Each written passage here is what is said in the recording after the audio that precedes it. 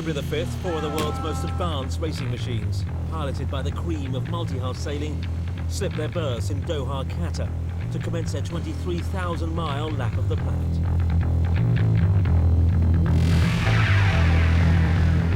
The Oryx quest is a non-stop, fully crewed assault on the world's oceans, where passion, bravery, skill and intellect will combine to overcome the toughest sailing on the globe. 3 catamarans and 1 trimaran racing together for the first time. It was stocked up on state-of-the-art technology. But the team's motivation was high. At stake, a chance to win the first ever round-the-world race to both start and finish in the Middle East. With it, a place in sailing history and $1 million US.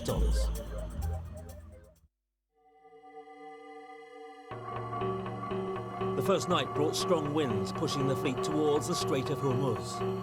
By the next day, the boats were slipping past the coast of Iran. The first 3, in a tight bunch, were led by Doha 2006, skippered by Brian Thompson. He had an experienced crew, but one that had been rushing to make the start. Second was Geronimo, the only trimaran in the race and the current Jules Verne trophy holder. Further back was the underdog Daedalus, oldest, smallest, and with the least experienced crew, but skippered by the tenacious Tony Bullimore. Next, Cheyenne, the largest boat in the fleet and the current outright round-the-world record holder. As the fleet nosed out into the Arabian Sea, the positions didn't change much, but with the best part of 23,000 miles still to sail, positions were of little relevance. It's been good. Bit of everything. Light winds, pretty heavy winds. At the moment we've got the number 1 Jenica, full main. We're reaching along, probably averaging about 20-21 knots. Getting up to 25 when we round her up a little bit. And if this stays, yeah, we're doing pretty well. I don't know where the other boats are, but we've seen them pretty close by, so yeah, it's good. It's good that we can actually see some of the other guys. We know they into the distance. By the third day, a battle was developing at the front between Doha 2006 and the French trimaran Geronimo. They were pulling away from the others. Behind, Cheyenne was slipping back and suffering teething problems. We're settling down into a routine now. When we first started on our passage down through the... no, I've forgotten the name of the Arabian Sea, mate. Down through the Arabian Sea. We had a few issues with the generator due to the rewiring that we had done. The boat was totally rewired and some of the wires weren't reconnected again, which actually caused damage to a circuit board, which was quite a complicated fix, but we've managed to get it sorted now. Up ahead of the fleet, a large high-pressure system was looming. The next few days looked set to be critical. Decision time had arrived for the first time in the race. But on the positive side, the sailors had settled into the routine of life on board.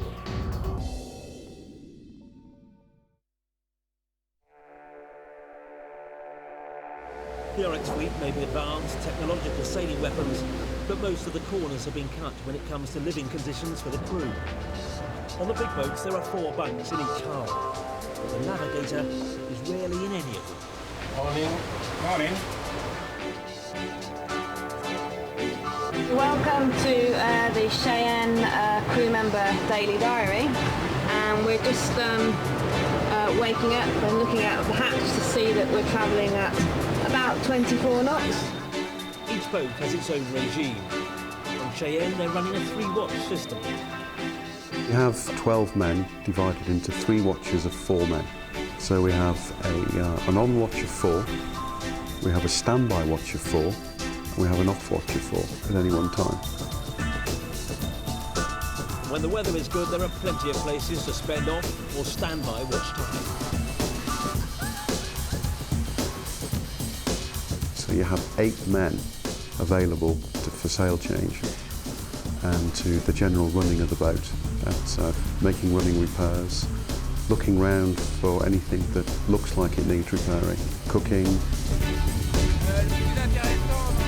So this is Ray Cunningham, and he's going to take us below and show us the galley and the sleeping area. Right, just follow me. Cooking is a basic note. So really simple galley. We got all the food bowls here. Yeah. The extra food. And this food store, bowls, sink, and everything. And it's really basic, but very easy to use for each crew member. So if you follow me now, I'm going to show you the banks where we sleep, where we try to sleep. Got our own bunk, so two of us share a bunk, which is great. You know, and you got your own sleeping bag, which is perfect again. It's not a bad routine actually, because you should get at least 6 good hours of sleep in a 24-hour period. On Daedalus, things are slightly different. Yeah, Tony's boat's a bit smaller than the others. We've only got 8 crew on here, so we've got 3 in each hull. 3 very friendly guys together, which is stacked right like that. Yeah, there's not a lot of places just to sit down and relax, really. You just got a little seat under the hatch, or your bed. That's about it, really. You know? There's no TV lounge. Dawn on day 4 saw Geronimo leading the Oryx quest. The French had passed Doha 2006 and had opened out the slightest of leads. But Doha were chasing. Well, here we are, medium Jenica, just set, Geronimo, 3/4 of a mile on the bow. It's been a pretty good night so far. We've managed to hold on to them, not lose any more. And now the sun's coming up, we're ready to pounce. As the Doha crew were hanging onto the French boat, Cheyenne had finally found some breeze and were pulling themselves back into the hunt. We've just had a latest position update showing us that we've actually caught up quite considerably with Doha 2006, but Geronimo is still in the lead. We're going to try and go through a high pressure system today, so we'll have probably light winds for the next couple of days as we're heading south.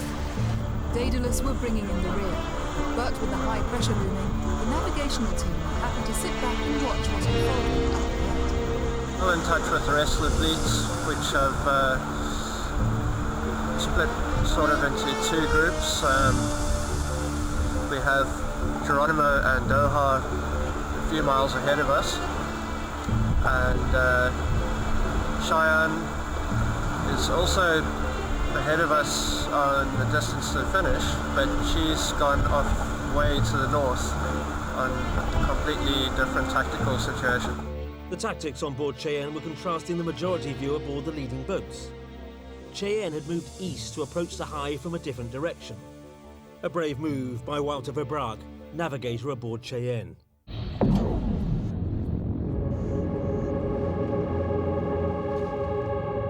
None of the boats want separation from the other boats.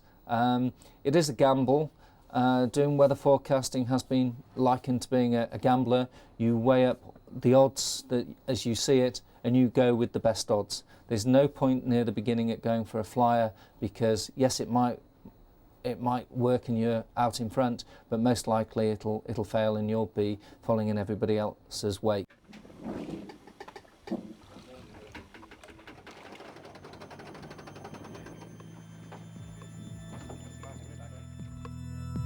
The leaders, Doha 06 and Geronimo, were reluctant to split from each other as they headed into the massive high-pressure system, a huge area of zero wind that could grind a boat to a halt for days.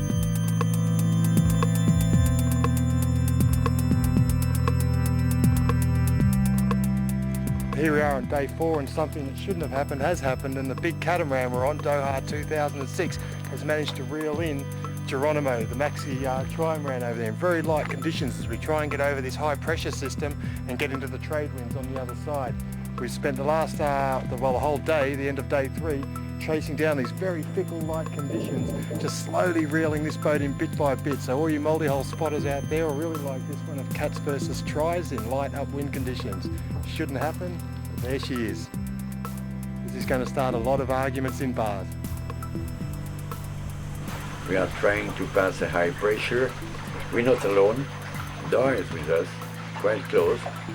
And we're trying to work together in those conditions. When there is 9 knots of wind, it's faster than we are.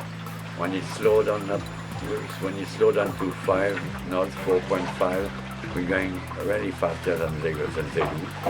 So we are playing since 4 or 5 hours now together.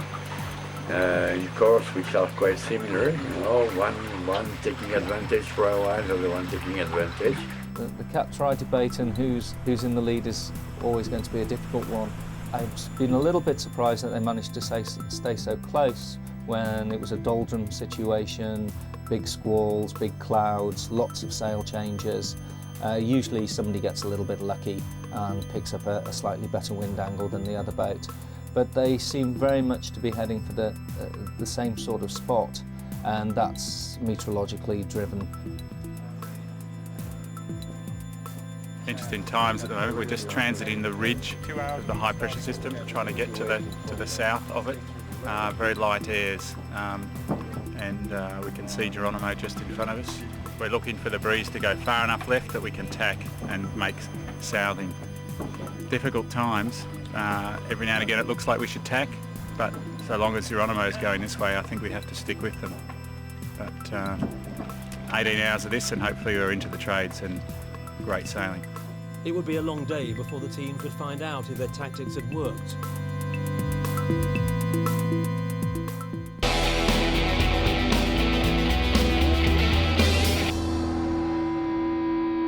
Dawn on day 5 for the Oryx Quest fleet saw 2 of the boats find their way out of the high pressure system.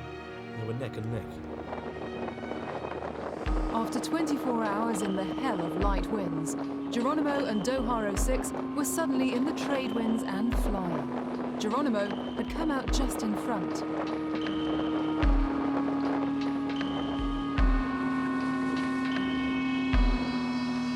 We are going very well. We are now just to the east of the Maldives. So the top of the Maldives is about from this 74 nautical miles away, so we're very close to the Maldives. Looks like we have a very good run all the way to the equator, so we're hoping to extend a good distance on Geronimo. There may be 40 miles in front at the moment. Hopefully in 4 hours they'll be 60 miles behind. So looking forward to happy days. Yoo-hoo! While Doha and Geronimo had handled the high perfectly, Cheyenne, heading east to cut the corner, had taken a risk that had proved a mistake. Our strategy to go east is a bust. We came out east looking for a better angle and better winds, and we haven't really found either. So we're a little bit disappointed in that, and what we have to do now is go down and get in line with everybody else. This is probably going to lose us between 50 and 100 miles on the leaders, so we're kind of kicking ourselves on that. Cheyenne would need to cut south through the high for the rest of an expensive day. Both Cheyenne and Daedalus had lost further ground. The last few days we've been in some light conditions, very unfortunately. That gave Doha and Geronimo a chance to get out in front. I mean, they are bigger boats and they're more powerful than this boat, and them having better sailing conditions zoomed them forward 300 or 400 miles. There was nothing we could do about that.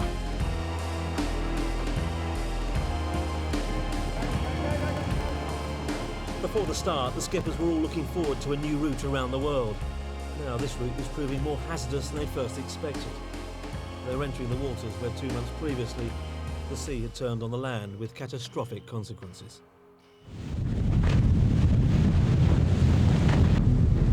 Okay, we're halfway through day 6 of our trip. We're about 4 degrees north of the equator. We should be crossing sometime tonight. We've got someone permanently stationed on the bow here looking forward, because we've been seeing some big slicks of wood and debris that would be big enough to take out our daggerboard, possibly take out our rudder and end the race. We've been keeping a watch all through the day. Someone's been up here giving the helmsman directions which way to turn, left or right, so we don't hit this debris. Night's coming on now. There's nothing you can do at night but simply hope. So every now and then, by the time you see something coming, it's too late. And like just happened a few seconds before, we actually sailed straight over the top of a big log. How we miss these things at night, I don't know, but we certainly know the PlayStation some 200 or 300 miles back behind us has clocked something pretty hard and taken a big chunk out of their daggerboard. The effects of the tsunami in the Indian Ocean were devastating. The world saw the images of destruction that decimated an entire region. Well, a tsunami is a very large wave that can be caused by an undersea earthquake or volcano. The Indian Ocean tsunami was caused by two of the plates that form the Earth's crust colliding or slipping under each other, and this pushes the water up on top of the earthquake, and you get a big mass of water that forms this wave. It's probably something like 100 kilometres in wavelength, and it's travelling at several hundred metres per second. Actually, out on the ocean, very little will be noticed really. There were very few reports of boats at sea having any problems at all, if any reports of boats at sea having any problems at all. It's harmless for us at sea. You just wouldn't even feel it. So I would think their biggest problem is the amount of refuse in the water, and vehicles, wood, anything that could actually hit the boats or the boats hit them and cause a puncture to the hulls. Okay, it's halfway through day 6, 4 degrees north of the equator. We're all sat, winches, ropes in hand. A lot of debris in the water, so if the helmets need to go up or down, we need to be able to help him out. Don't always go exactly where he wants. Seen some big palm trees and half a house go by, and all eyes on the bow, and all hands on the ropes just in case. Debris from the Sumatran coastline could be brought southwards in the Java current, and then it would be swept up by the south equatorial current, which flows westwards at about up to 50 centimetres a second. So we could be seeing debris now to about this sort of region, about 90 degrees east. If we're sailing at 25, 30 knots and hit something substantial, it could be quite catastrophic. It's kind of a risk you have to take. There's not very much you can do about it. Just got to keep your eyes open. Well, the last few days have been quite interesting, really. A bit of a sad morning yesterday. We were sailing along, doing our job, burning down the Indian Ocean, and we came through a lot of flotsam, which we presume was from the recent tsunami. Lots of wood and stuff like that. We even saw what we thought was a children's swing attached to a bit of a tree, which was not the nicest thing to see, frankly.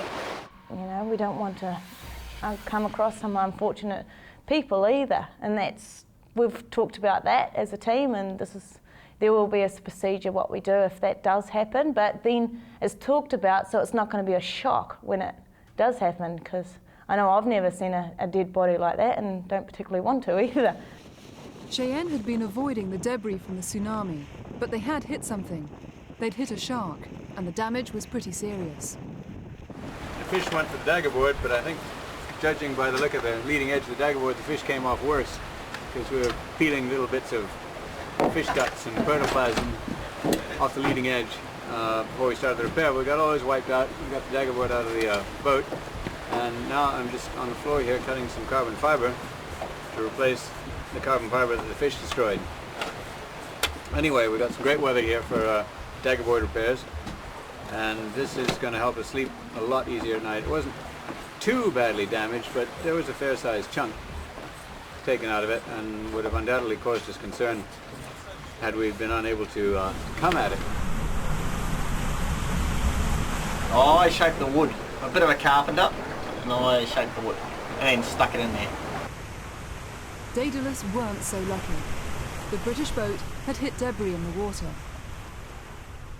Yesterday afternoon, late afternoon and evening, we actually run over some fishing nets, which we couldn't believe would be where they were, right out, really out in the wilderness of the sea. And we stopped dead with our rudders all wrapped up in fishing nets. Nick Leggett stripped off within seconds, big knife over the side, but on both occasions we managed to get through and keep going. With the whole fleet now out of the high pressure, the boats were rocketing in healthy trade winds. Cheyenne was finally able to start sailing towards her potential. Well, I went off watch at about dawn, and I've had 4 hours sleep, and here we are in mid-morning, a bright, hot day, just across the equator. We kind of zoomed down from the top of the Maldives last night, so it's full speed ahead. We got the big sail up, and we're BMGing downwind to our next waypoint. Behind the American boat, Daedalus was just crossing the equator, and with so many round-the-world first-timers on board, it was time for a mass Neptune tribute ceremony. Once was a sailor called Dunning, who had financial plans quite cunning. But when we crossed the line and weather quite fine, his only interest was in sunning. When sailors cross the equator for the first time, they're subjected to ritual humiliation by other, more experienced crew members. The yellow stuff is a traditional and secret recipe of dried food, water, and anything else that is sticky and comes to hand. Whilst this ritual is all taken in good spirits, it's a superstition that is never ignored. But over on Cheyenne, there are more pressing matters at hand. We've just worked out that we're actually going to be short of food. And we're going to be quite a bit short of food. Actually, we're going to be like 7 days short if the race continues at the slow pace it's at the moment. So we've decided that we're going to have to drop out of lunch, probably for every second day for the next 16 days. So rationing has officially started. It's official, Cheyenne's on a diet. Despite being at the back, Tony Bullymore and the Daedalus crew were relaxed and enjoying the race. We're going fast now. Our navigation is very good. Nick Leggett is doing a good job. He's working very well with Lee Roussel, weather router on shore. He's got a few tricks up his sleeve, Nick, and I'm afraid I'm not going to tell you about that because the whole world would know what we've got in mind. So we've got to keep that down at the moment. It was close at the back, but up front, Doha 06 had eked out an 80-mile lead over Geronimo, as the pair of them headed south in a race to be first into the Southern Ocean. In the week to come, the temperature will drop, the winds will increase, and the race will move into an entirely new phase. The option that seems to be the good one at the moment is a window appearing in the high to the south of them. And I think all the boats will head for this gate, and it really is a gate into the Southern Ocean. If they can get through the high without losing any speed, get into 35, 40 degrees south, then we'll start seeing them picking up and doing some real big speeds. Within days, the temperature will drop, the winds will start to howl, and the waves will build. It will be a fast, exciting, and scary sleigh ride to Cape Horn.